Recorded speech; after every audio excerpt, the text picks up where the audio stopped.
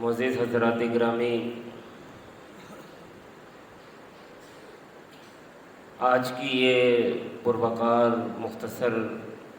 نشست ہمارے پنجاب کے معزز علماء کرام کی آمد پر، جن میں فضیلت الشیخ مولانا سعید احمد چنیوٹی صاحب حفظہ اللہ اور فضیلت الشیخ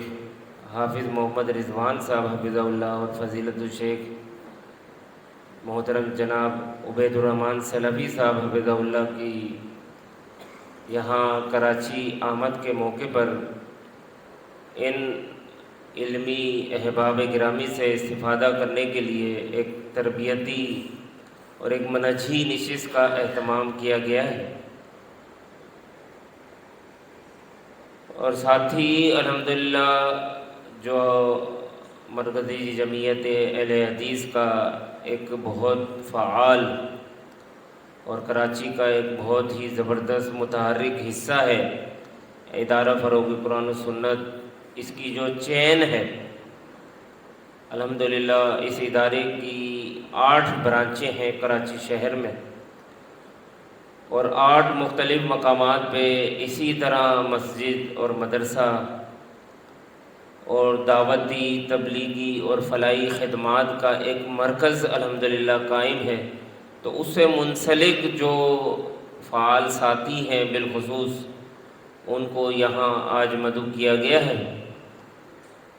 اور ہم سب یقیناً متمنی ہیں فضیلت الشیخ ڈاکٹر سعید احمد چنیوٹی صاحب کے علمی خطاب کو سننے کے۔ وہ الحمدللہ مختلف کتاب کے مصنف بھی ہیں اور فیصل آباد سے مرکزی جمعیت اہل حدیث کے رہنما بھی ہیں۔ موقع کی مناسبت سے ایک بات اپنی اور آپ احباب کی توجہ کے لیے کہ اللہ رب العالمین نے ہمیں جس عقیدے سے، جس نظریے سے سرفراز فرمایا ہے، وہ ایک اللہ رب العالمین کا بہت بڑا احسان ہے، اس کی بہت ہی بڑی نوازش ہے کہ اس نے ہمیں عقیدہ توحید عطا فرمایا ہے، اور ہم ابھی عشر ذی الحجہ گزرا تو ہم نے برملا یہ بات کہی کہ لِتُكَبِّرُوا اللَّهَ عَلَى مَا هَدَاكُمْ، کہ بھئی اللہ کی بڑائی کو بیان کرو، اس لیے کہ اللہ نے آپ کو ہمیں ہدایت پر سرفراز فرمایا ہے۔ یہ جو اللہ نے ہدایت دی ہے ہمیں، قرآن و حدیث کی صحیح معرفت اور اتباع رسول کا صحیح فہم جو ہمیں عطا کیا ہے، یہ ایک بہت بڑا انعام ہے، اور جس کا ہم جتنا شکر ادا کریں کم ہے۔ تو ہم سب کو اس ایک نقطے پر اپنی دعوت کے ہر نقطے کو مرکوز کرنا چاہیے۔ ہم سب کو اس ایک نقطے پر اپنی تمام جد و جہد کے نکات کو فوکس کرنا چاہیے۔ ہم کرتے کیا ہیں؟ ہمارے پاس 12 مہینے کے 12 مسالے ہیں۔ ایک مہینہ شروع ہوتا ہے رمضان المبارک، تو ہمارے یہاں خطیب واعظ ساروں کا زور رمضان کی فضیلت پر، رمضان سے متعلقہ مسائل پر۔ پھر تھوڑا سا وقت گزرتا ہے تو عید الاضحیٰ آ جاتا ہے، تو پھر عشر ذی الحجہ پر، قربانی پر، سیرت ابراہیم پر۔ پھر وقت گزرتا ہے محرم آ جاتا ہے، پھر ہم محرم پہ صحابہ کی عظمت بھی بیان کر رہے ہوتے ہیں، محرم کی فضیلت بھی، اس کے روزے کی ترغیب بھی، پھر اور علی ھذا القیاس، اور میں مختصراً بات کر رہا ہوں۔ وقت گزر جاتا ہے، پھر سفر کا مہینہ ہم پھر اس کے حوالے سے کہ لا سفرا ولا حامہ ولا طیارہ، یہ حدیثیں ہمارے علماء کی زبان پر ہوتی ہیں، ہمارے واعظین نصیحتیں کر رہے ہوتے ہیں۔ پھر یہ شعبان ہے، شب برات ہے، رجب ہے، علی ھذا القیاس ہمارے پاس 12 مہینے میں 12 مسالے ہیں۔ جس مسجد میں چلے جائیں، جہاں بھی چلے جائیں، بس یہی باتیں ہیں۔ اور ہم غلطی یہ کر رہے ہیں کہ جو دشمن کے میدان ہیں، میں ایک نقطے کی صرف آپ کو وضاحت کر رہا ہوں، جو دشمن کے بنائے ہوئے میدان ہیں ہم اس میں دوڑ رہے ہیں،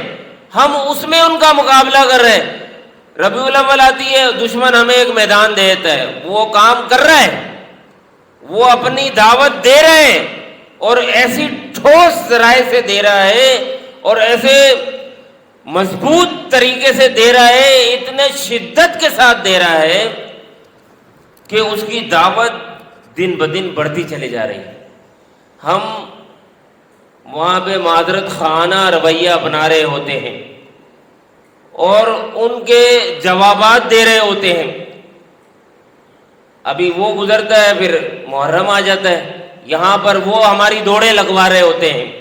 وہ جو ہے وہ ہم اس کی وضاحتیں کر رہے ہوتے ہیں، جی ایسا نہیں ہے، صحابہ کی عظمت ہے، اور ابھی جی صحابہ اور اہل بیت، یہاں پر ہم دونوں کو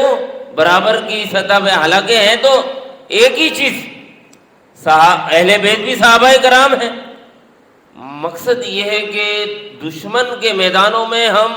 دوڑ رہے ہیں، اور اسی وجہ سے ہم جب ان کے پھیلائے ہوئے جال اور میدان میں لگے ہوئے ہیں تو ہمیں کامیابی نہیں مل رہی۔ ہمارا جو میدان تھا، توحید کی معرفت کا میدان، شرک کے رد کا میدان، شرک کی نحوست کا میدان، شرک کی مذمت کا میدان، ہمیں اس میدان کو کھڑا کرنا تھا، ہمیں اس میدان کو زندہ کرنا تھا۔ انہیں پھر اس میدان میں لا کے ناکو چنے چبوانے تھے، یہ تھا نا مقابلہ۔ ہم نے اپنا میدان چھوڑ دیا اور دشمن کے میدان میں ان کا مقابلہ کرنے نکلے ہیں۔ اس لیے میرے بھائیوں، میں یہ سمجھ رہا ہوں کہ ہمیں حق پر ہوتے ہوئے، قال اللہ قال الرسول کے امین ہوتے ہوئے، دائی ہوتے ہوئے، وارث ہوتے ہوئے، ہمیں کامیابی نہیں مل رہی اس وطن عزیز میں جس کی بنیاد کلمہ توحید تھا۔ ہمیں جس طرح سرفرازی اور جس طرح کامیابی اور جس طرح ہمیں یہاں پہ پذیرائی ملنی چاہیے تھی اپنی کتاب و سنت کی دعوت کی سچائی کی بنیاد پر، وہ ہمیں آج پاکستان کو بنے ہوئے 75 سال ہو گئے، اس تاریخ میں ہمیں نہیں نظر آئی۔ تو اس کا مسئلہ یہی ہے کہ ہم جو ہے وہ دوسروں کے میدانوں میں اور پھیلائے ہوئے جالوں سے الجھے ہوئے ہیں۔ تو میں یہ سمجھتا ہوں کہ فضیلت الشیخ یہاں موجود ہیں تو وہ موضوع بھی منہج کا ہے، اور شیخ کا جو ہے فرق پر بہت اچھا مطالعہ ہے ماشاءاللہ، اور بہت الحمدللہ اللہ تعالیٰ نے علم عطا کیا ہے، تو اس موضوع پر ہماری رہنمائی فرمائیں۔ تو میں اپنے معروضات کو انہی الفاظ کے ساتھ ختم کرتا ہوں، وآخر دعوانا ان الحمدللہ رب العالمین۔